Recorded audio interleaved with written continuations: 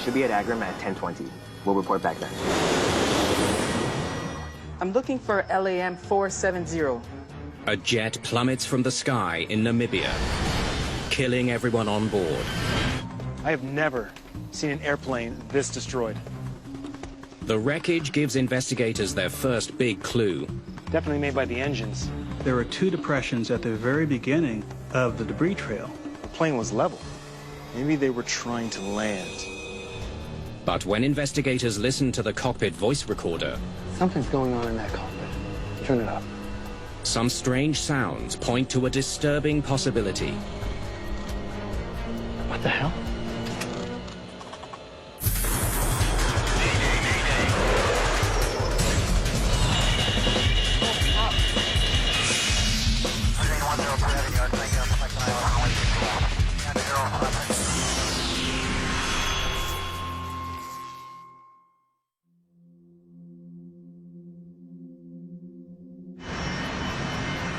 Maputo International Airport in Mozambique. Auto brakes at the TRO. Auto brakes are set. Confirm takeoff configuration. Takeoff configuration, okay. Ready for takeoff. LAM 470, ready for takeoff. LAM 470, you are cleared for takeoff. Roger, Maputo Tower, LAM 470. Here we go.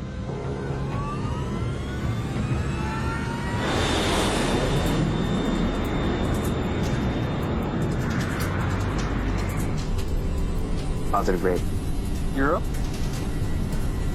You're up. 49-year-old Captain Herminio dos Santos Fernandez commands LAM Mozambique Airlines Flight 470. He's one of the airline's most experienced pilots. Flap set to 0. Flap set to 0. The first officer is 24 and at the beginning of his career. This crew pairing with an experienced, middle-aged Mozambican captain and a younger co-pilot, this is an average, normal pairing. Autopilot on. Autopilot on. It takes 20 minutes for the flight to level off at its cruising altitude of 38,000 feet. It's bound for Luanda in Angola and will fly over South Africa and Botswana to get there. The flight will take 4 hours. LAM Mozambique has been in existence for quite some years, actually. In the late 30s, 1930s, it started operations. So it's a well-established airline. Flies mostly within Africa, with a fairly small fleet of around 6-7 aircraft. The direct flight from Mozambique to Angola is a crucial connection for many passengers. Those two countries are both Portuguese-speaking, and they have lots of business links. There's a great mix of tourists, of business people traveling between the two countries, specifically because of this Portuguese link. The workload should be fairly light for the cabin crew. Today's flight is undersold. Most seats are empty. The pilots are flying a recent addition to the airline's fleet. It's an Embraer 190, purchased just over a year ago. The twin-engine jet is in use all around the world, largely on low-volume routes. The Embraer 190 is a modern aircraft, very successful. It's considered a regional jet. It is a good aircraft to fly. Gaborone area control, LAM 470. 45 minutes after takeoff. The jet crosses into the airspace over Botswana. The pilots check in with the Gaborone Area Control Center. Whether you're flying across a country or across several countries, you have to go through several jurisdictions. So on a typical long-distance flight, you may have 3 or 4 different distinct air traffic control areas where the airplane has to communicate with. LAM 470 Gaborone. Report your estimated time to Agram. In a minute. Gaborone, LAM 470. Copy that. You should be at Agram at 10:20. We'll report back then. The pilots confirm that they will check in when they reach a navigational point that marks the boundary between Botswana and Angola.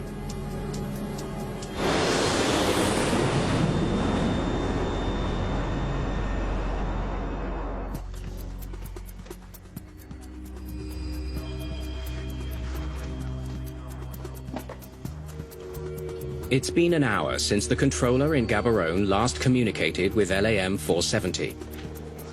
The flight should be approaching Angola, so he gives the crew their next instructions. LAM 470 Gaborone, please continue with Luanda control, frequency 8888.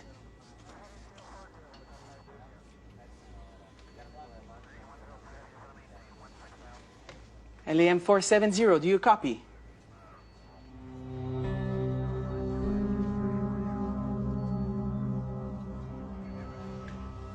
But there's no reply.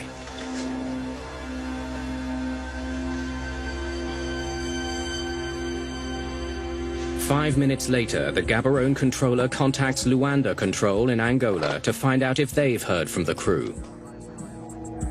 I'm looking for LAM 470. Are you in contact? It was intended to be handed off to Angola to Luanda.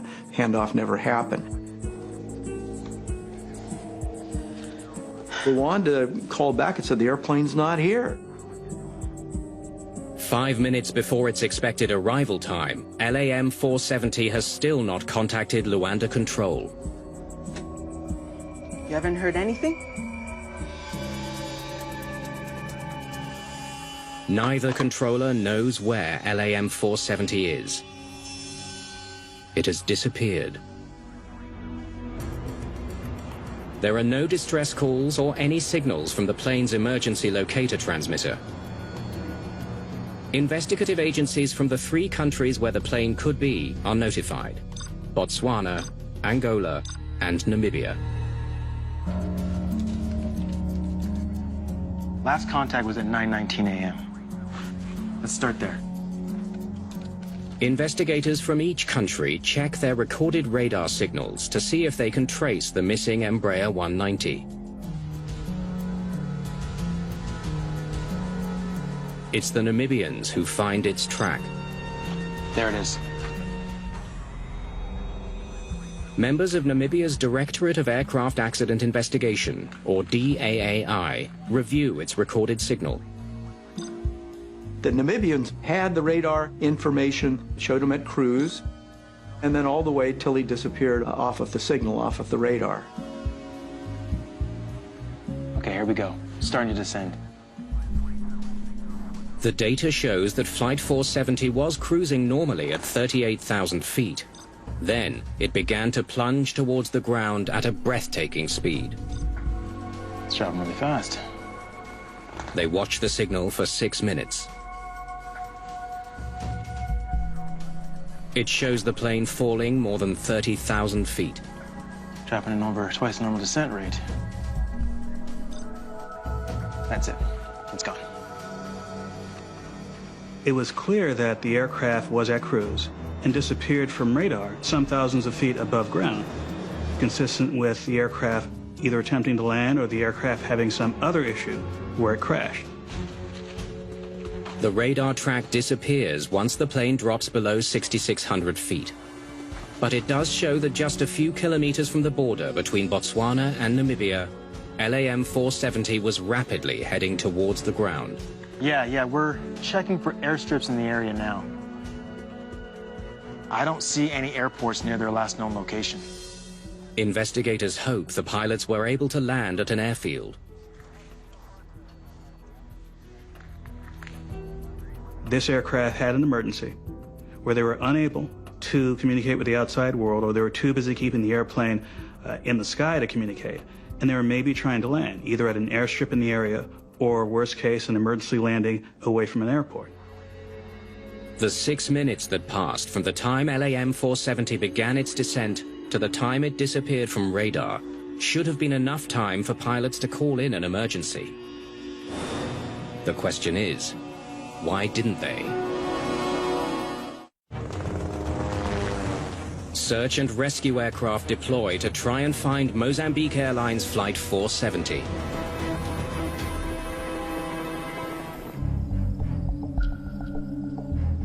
But it's park rangers in Namibia's remote Bwabwata National Park who first come across a tangle of wreckage. It's clearly Mozambique Airlines Flight 470. All 27 passengers and the flight crew are dead. The area where the aircraft wreckage was found in the end is a very remote area. It's sparsely populated, and it's in a very open area. The site is in a roughly 280-mile strip of Namibia, straddling Botswana and Angola, putting the investigators from Namibia's DAAI in charge. Okay, we got a lot of ground to cover. Let's find the point of impact. This was the biggest investigation they'd ever had. It was the first one involving a fatality on a large jet transport. It was an aircraft that was from outside the country, with passengers on board from several other countries. So they were under the extra pressure of having an international spotlight. I have never seen an airplane this destroyed. The team combs through the debris for any clues that could help explain the crash. The debris can tell us a lot. Just the way that the debris is reflected on the ground is very important. The last radar plot of the flight showed the plane was in an unusually steep descent moments before the crash. But the crash site adds important details. Okay, so the plane came down there and was headed in this direction, towards Luanda. Flight 470 was headed in the direction of its destination. It was not off course. Investigators look for other wreckage patterns to see what else they can learn. Right aileron. Take note. One of the things that the investigators are looking for is to see if very specific parts of the aircraft are in or near the major debris field, such as the tip of the wings, nose of the aircraft, the tail of the aircraft. Left flap. These parts of the aircraft tend to come off the airplane first if there's an in-flight breakup. They did find all those parts of the airplane. The aircraft was completely intact when it hit the ground. At the point of initial impact, investigators find two nearly identical pits. Let's get a measurement. There were two depressions at the very beginning of the debris trail.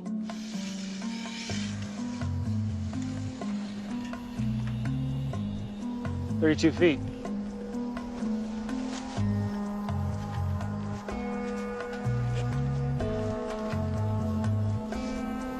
That's the distance between the two engines. They had a distance between them that was roughly the distance between the engines of the aircraft. They're identical, so the plane was level. That implied to the investigators that the aircraft was relatively wings level. It's an important lead that shows the investigators the way in which the plane hit the ground. Investigators study the actual shape of the crash site. Okay, we're 487 meters from the first point of impact. The wreckage pattern is long and narrow. When I see a wreckage trail that's that long and the aircraft is that disintegrated, it says that there was both a high vertical speed as it hit the ground and a high forward speed to allow the wreckage to spread over such a wide area. And that usually indicates that there is a very high speed, not necessarily an out-of-control high-speed impact with the ground. The extensive trail of debris suggests one possibility. Maybe they were trying to land. To answer that question, the team examines the landing gear. Tires aren't blown. No damage to the treads. No puncture marks. They were retracted. This wasn't an emergency landing. It's the first tangible clue about what the pilots may have been doing. The crew decided not to deploy the landing gear, either because they were unwilling to do so or unable to do so. They weren't trying to land. Why were they coming in so fast?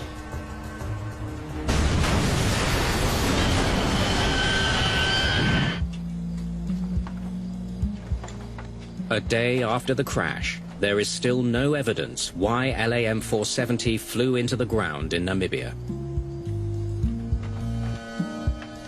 The hope is the plane's black boxes will help solve that mystery. The handling of the flight recorders has to be painstaking, methodical, and has to be done with experience. because you don't want to do anything that will either ruin or damage the data itself. The black boxes on board Flight 470 were damaged at impact. They're sent away for analysis. Soon after, the American NTSB, or National Transportation Safety Board, joins the investigation. Anything missing? Don't think so. They send veteran investigator Dennis Jones to Namibia. There weren't many large pieces left. It's mostly all these small pieces that we found scattered all over the crash site. He's investigated air accidents throughout Africa since 1996. And they weren't trying to land? No, there was no evidence of an emergency landing. Show me what else you've got. I was very impressed with the Namibian investigators. They had set up the scene very, very well. Many crash sites I get to are very chaotic. They came in at a low angle, so we think that the pilot had control. Any signs of in-flight fire? No. The soot patterns indicate that the fire was post-crash. It seemed like whatever fire damage was associated with the impact, and not anything that was in-flight related. Jones has worked dozens of plane crashes, but even he's baffled by the evidence from the crash site. Almost no crater at all? There was no big crater in the ground. So that suggested to me that there was some sense of controllability. This is a puzzling clue. If the pilots had control of the Embraer, why did it crash? We were not ruling anything out. It's just that, okay, what should we rule in? We may have missed something. Maybe we overlooked something.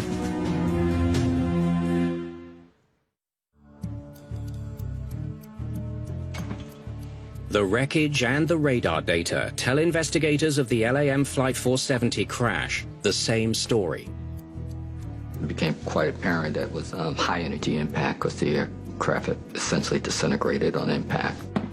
With such a rapid descent, investigators wonder if engine failure was to blame. When a jet engine is running, the rotors spin as they draw in air. The way that these turbine blades are damaged, they were definitely spinning on impact.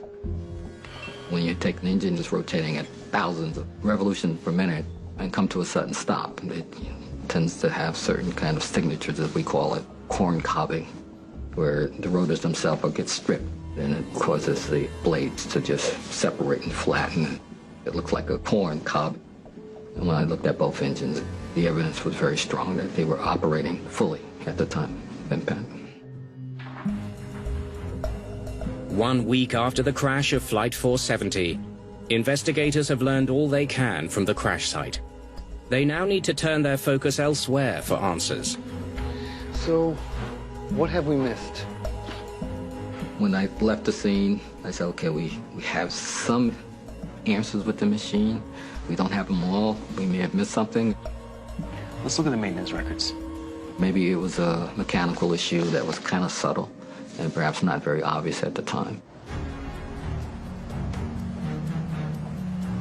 The investigation moves from the field to DAAI offices in Windhoek, Namibia. Is this the last inspection? Looks like it. They begin looking into the way Mozambique Airlines was maintaining the plane. November 28th. Day before the accident.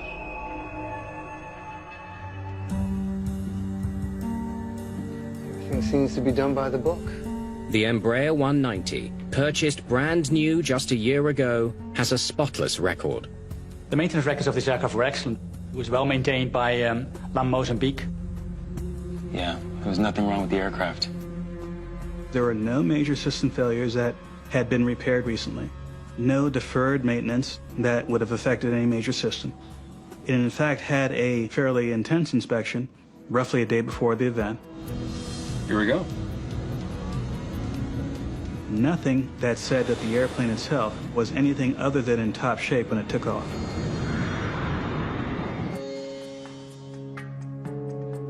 With no evidence of a mechanical problem, the team turns its attention to outside factors. They review meteorological reports from the day of the crash. All right, Dennis, the data from Mon Weather Station is in. Did bad weather bring down Flight 470? Great. Why don't we start from the takeoff in Maputo? Africa is the home to some of the most fiercest and strongest thunderstorms. A thunderstorm has every hazard you can imagine along with it. It has electrical discharge and lightning that can affect your navigational systems. It has severe turbulence that can compromise the integrity of the aircraft. It has hail. It has rain. The team scrolls through a series of satellite images spanning the duration of the flight. Just some scattered clouds, 3,000 feet throughout the flight. Nowhere near their cruising altitude. There wasn't anything in the weather that we became aware of that would explain why this airplane was down on the ground. What was the wind like? Nothing stronger than 11 knots, so no problem there. When the environment doesn't have anything that was unusual, when the machine itself seems to be in operation, the area that investigators tend to go to is the operation of the aircraft. That is, were the captain and the first officer working appropriately to execute procedures in the right sequence? With both the machine and the environment ruled out, investigators have only one more avenue to pursue. Okay, let's look into the pilot records. Were the pilots responsible for the crash of Flight 470?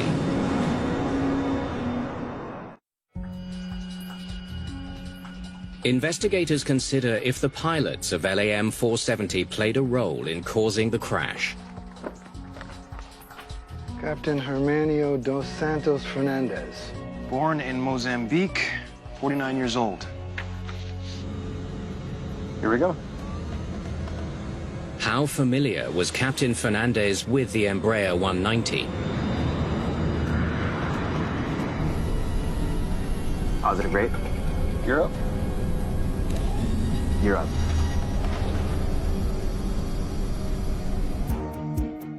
The team scrutinizes his pilot records. You're trying to see anything that might show degradation of the performance of the pilot. Captain Fernandez was not only well trained, 2,500 on the Embraer 190. 9,000 flight hours total. he was a very experienced airman. Malcolm Brenner, an expert in pilot psychology, consulted on the investigation. The captain had an unblemished record, no accidents, no incidents. He was medically qualified. All his records were up to date. The first officer was young, but had over 1,000 flight hours. The two were a good match. Yeah. Flap set to 0. Flap set to 0. It's very common practice to have a very senior captain and a more junior first officer. It enables the first officer to learn and to progress in his career. They should work as a good team. Autopilot on. Autopilot on.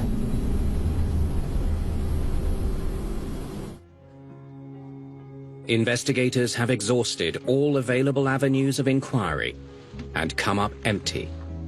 The crash remains a mystery. Any news on the recorders?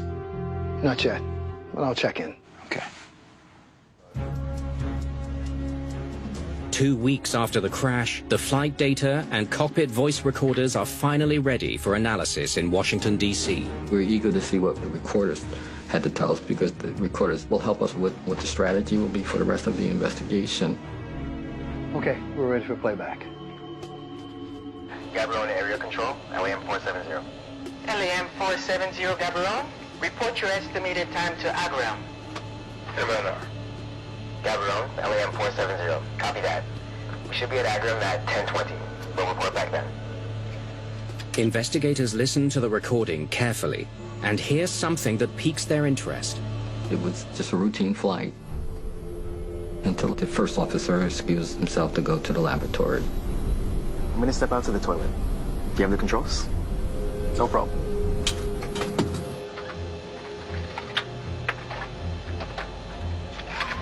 The first officer leaves the cockpit. Captain confirmed that's fine, and the first officer left.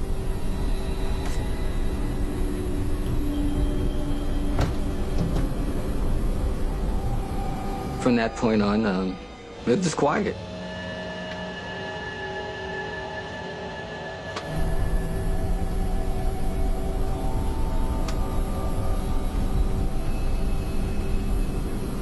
"30 seconds go by. A minute.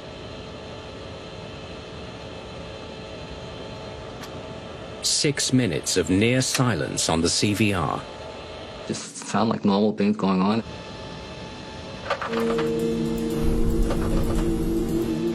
The first officer is coming back. All of a sudden you hear knocking on the door.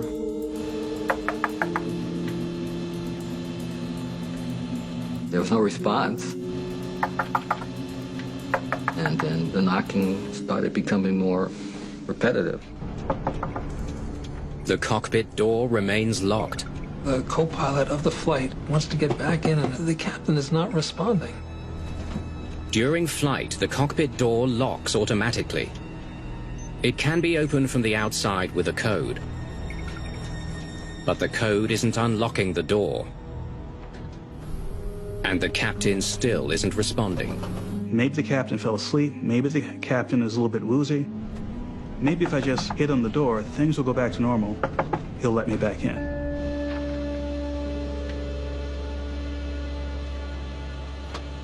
High speed, high speed, high speed. What's high going on? speed. The recording becomes even more disturbing. Sync rate, sync rate, sync rate, sync rate, sync rate, sync rate. Then we heard the ground proximity warning system saying pull up. Marine, pull up, pull up, pull up. That was the first sense that we knew that the airplane was even headed down. Marine, pull up, pull up, pull up.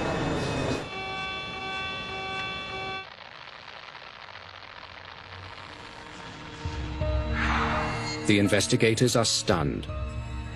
It's beyond abnormal. This is strange. This is unusual. One does not expect to have a situation where a pilot is refused entry into the cockpit. Is there something wrong with the captain? The knocks that took place, there was no response to those knocks. And then all of a sudden it comes to an abrupt end. What's going on here?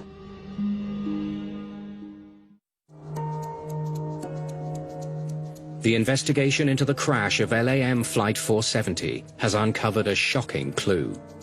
The first officer was locked out of that cockpit for 6 minutes. Right up until the plane crashes. And it sounds like the captain did nothing to avert the crash.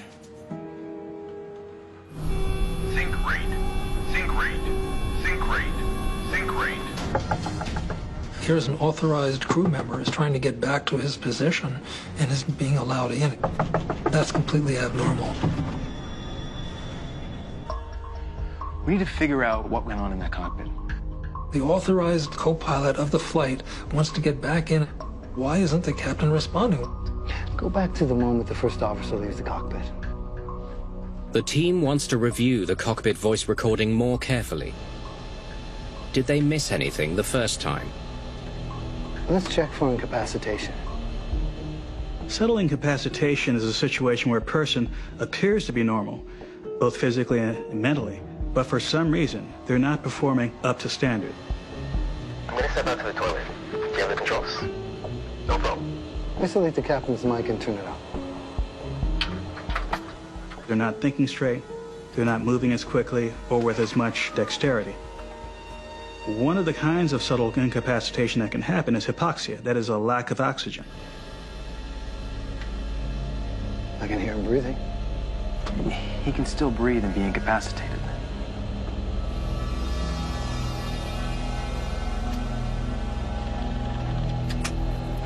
Hold on. Play that again.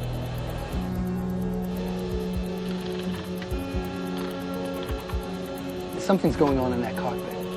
The captain's doing something. Again, your clicking sound, it seemed as though the pilot that was on the flight deck was operating some mechanisms. We couldn't tell exactly, but it sounded like rotating of dials, probably associated with the autopilot. But we didn't know. We just can hear clicking sound going on.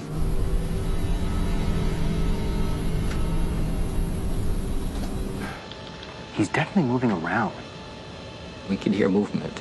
So there seemed to be someone who's conscious. What's he doing?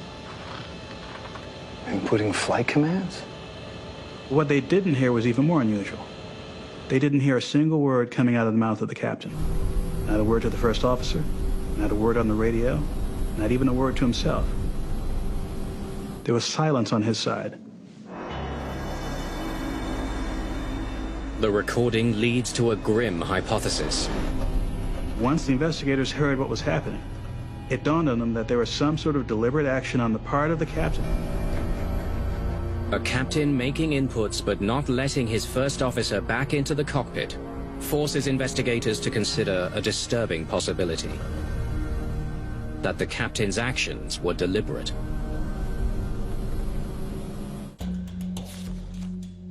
It seems extremely unlikely that a well-trained, experienced pilot would crash an aircraft deliberately. The team needs to rule out all other possibilities before making that determination. We knew nothing about the profile of this aircraft, what it was doing. Once you get that information, now you can correlate it with the cockpit voice recorder. So, can we agree that the FDR confirms that there was nothing wrong with the aircraft? Before you start to seriously consider deliberate action, you want to make sure that you understand that all the alternatives really do not explain it. All conditions were normal. There were no mechanical faults detected. Okay. That leaves pilot action. Let's take a look at what happened after the first officer leaves the cockpit. The data will show which inputs, if any, the captain made to the flight controls. Can we isolate these 4 parameters? The inputs paint a harrowing picture of the captain's actions inside the cockpit. The first officer leaves the cockpit. A few minutes later, it looks like he starts to make a series of inputs.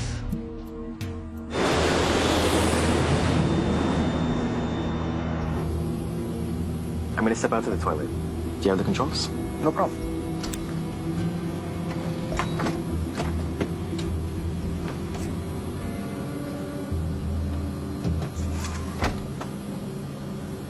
Three minutes after the first officer leaves, the altitude is adjusted 3 times, instructing the plane to drop to an altitude of 592 feet above sea level. That's the clicks we heard.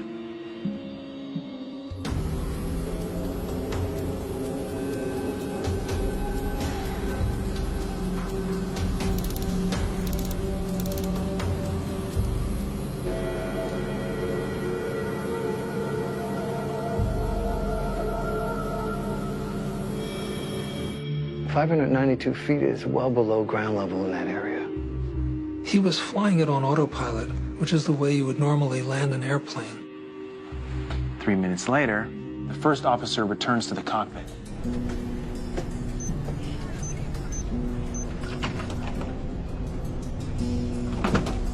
But the captain doesn't unlock the door. Instead, he must have overridden the door code. Planes like the Embraer 190 have a control that allows a pilot inside to override the keypad outside and keep the door locked. Then, he disengages the auto throttle, starting the descent. The power was reduced. The throttles remained in the idle position. These same kinds of inputs are what you will be using during that descent to the destination. He was commanding the autopilot to crash the airplane.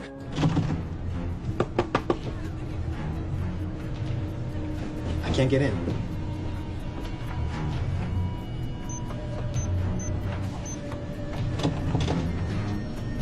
Let's not alarm the passengers.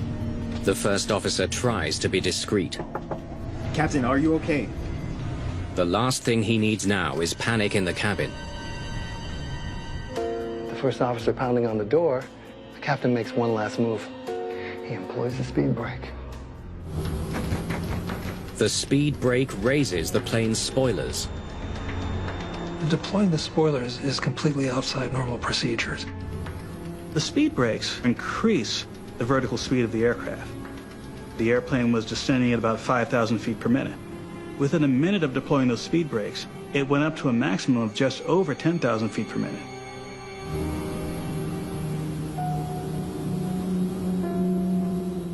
During the aircraft's descent, the captain leaves the autopilot engaged and doesn't touch the control column. The inputs he was making shows that the captain had a very, very thorough knowledge of the aerodynamics of the aircraft, the behavior of the systems, the effect of which was to have a very smooth, very consistent descent from cruise all the way into the ground.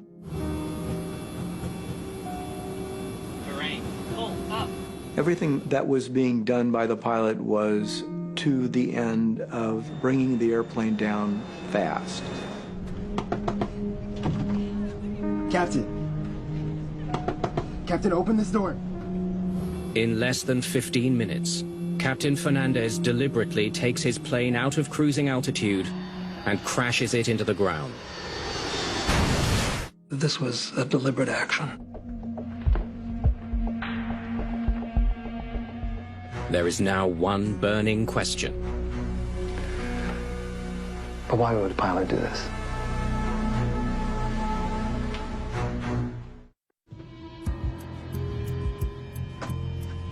Captain Herminio dos Santos Fernandez was a seasoned pilot with one of Africa's best airlines.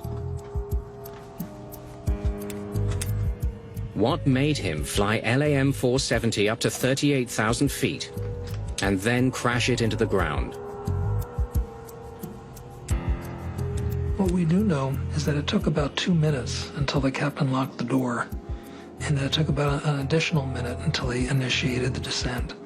So during that time, you have to assume that he was thinking about life, about whether he'd want to do something like this. Okay, all right. Did you know Captain Fernandez personally? The investigation digs into the captain's life, current and past. And did he ever seem depressed? Despite finding no red flags in his professional and medical records, investigators discover his private life was another matter.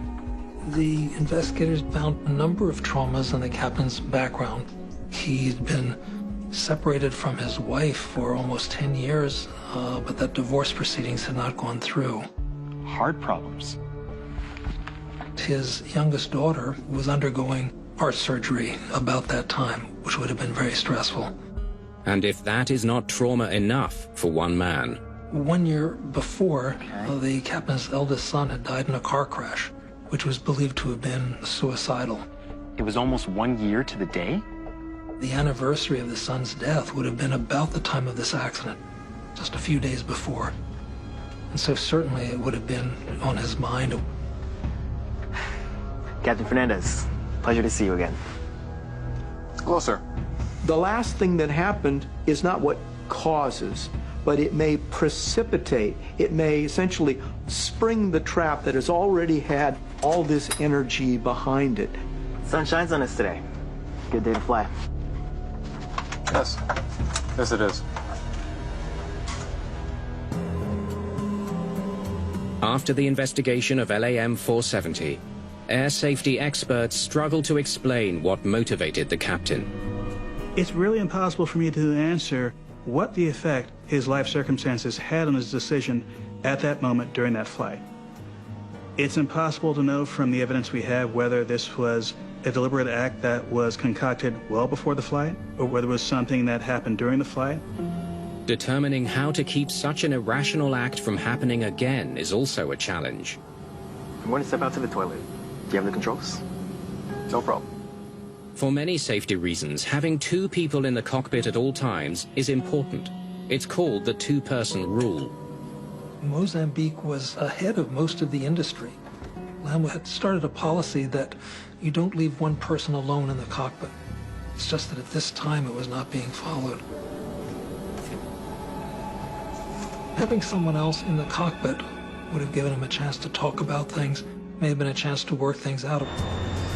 But the horrific circumstances surrounding the crash of Flight 470 and the death of 33 people gets little attention worldwide. If an accident happens in the first world, it's being picked up by many more media houses sometimes than when it happens in Africa. It might have had a much bigger impact and led perhaps quicker to measures from the international aviation community to address these aviation mental health issues. Then, on March the 24th, 2015, a little more than a year after the crash of Flight 470, German Wings Flight 9525 disappears from radar over the French Alps. Just like LAM 470, a pilot locks the other pilot out of the cockpit, makes a calculated series of flight control inputs, and lets the autopilot fly the plane into the ground. It's as though he was familiar with the LAM 470 report, based on the sequence of events that took place. The investigation reveals this crash was caused by the deliberate actions of the first officer. Any attention to the LAM accident would have benefited industry, and very possibly would have started procedures in place that could have prevented German Wings. German Wings did not have a policy of having a second person in the cockpit, and that's something that you learned from LAM that may very well have prevented what happened. Publicity around the German Wings crash provokes a demand for action in the airline industry. Since these accidents, the industry realizes the importance of psychological well-being and screening pilots, and specifically the rule about having two people in the cockpit at all times. There's been a great deal of momentum towards adopting that universally. The world woke up to this issue after German Wings, because it became a bigger focus of the press attention than the accident in Mozambique, unfortunately. But ever since, we are working as an industry to put into place a much better aviation mental health package. A system which will hopefully help us prevent these kind of accidents in the future.